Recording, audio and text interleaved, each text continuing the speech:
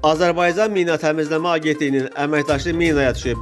Bu barədə Azərbaycan Mina Təmizləmə Agentliyindən məlumat verilib. Məlumata görə işğaldan azad edilmiş Cəbrayıl rayonunun Mehdili kəndi ərazisində mina hadisəsi baş verib. Bildirilib ki, Anamanın əməkdaşı 1991-ci il təvəllüdlü Xankişiyev Heydər Əlioğlu xidməti vəzifəsini yerinə yetirərkən piyada əleyhinə mina partlayışı baş verib. Hadisə nəticəsində sağ ayağın topuq nahiyəsinin amputasiyası olunub.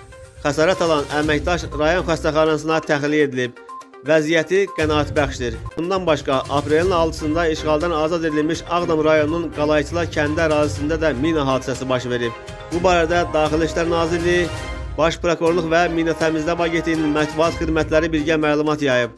Məlumatda bildirilir ki, Ağdam rayonu Qalayçılar kənd sakini 1983-cü il təvəllüdlü Məmmədov Səbuhi Elmanoğlu minalardan təmizlənməmiş əraziyə daxil olaraq piyada əleyhinə minanın partlayışı nəticəsində ayağından xəsarət alıb.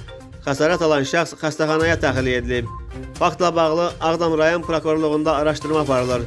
Anama, Daxili İşlər Nazirliyi və Baş Prokurorluq bir daha vətəndaşları təhlükəsizlik qaydalarına riayət etməyə, mina təhlükəsi işarələrinin göstəricilərinə diqqətlə yanaşmağa və bələd olmadıkları ərazilərə daxil olmamağa çağırır.